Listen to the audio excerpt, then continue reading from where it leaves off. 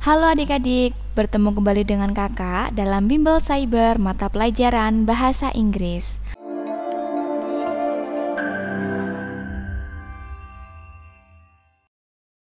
Last meeting we have learned about historical recount, and now we are going to learn about factual recount. So, let's learn.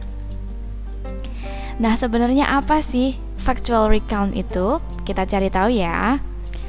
Factual recount, it is a text that provides information regarding an event or a series of events that the writer was not involved in, but may have witnessed or heard.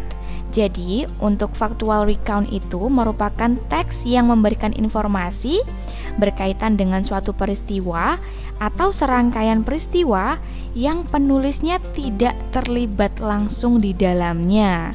Tetapi, mungkin saja si penulisnya itu sudah pernah menyaksikan atau mendengarkan. Nah, itu merupakan definisi dari factual recount. Berikutnya, social function of factual recount atau tujuan dari factual recount itu apa? Nah, tujuannya adalah to present a report of events that actually occurred or factual. Jadi tujuannya dari factual recount itu adalah untuk menyajikan laporan peristiwa atau kejadian yang benar-benar terjadi, atau kita menyebutnya dengan kejadian yang faktual ya. Jadi untuk factual recount itu peristiwanya benar-benar terjadi berdasarkan fakta dan tidak dibuat-buat. Nah, itu ya. Nah, berikutnya ini ada karakteristik dari factual recount ya. Ini karakternya banget nih dari factual recount. Yang pertama, based on facts.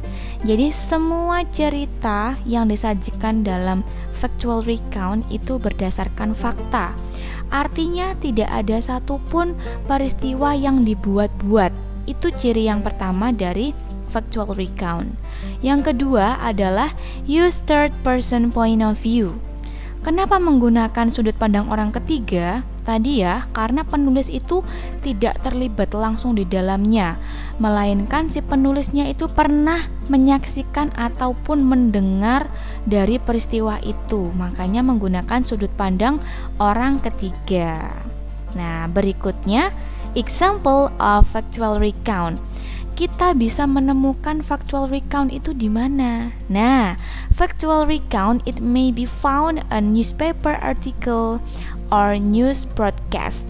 Jadi kita bisa menemukan di dalam newspaper artikel ataupun bisa juga menemukannya dalam news broadcast.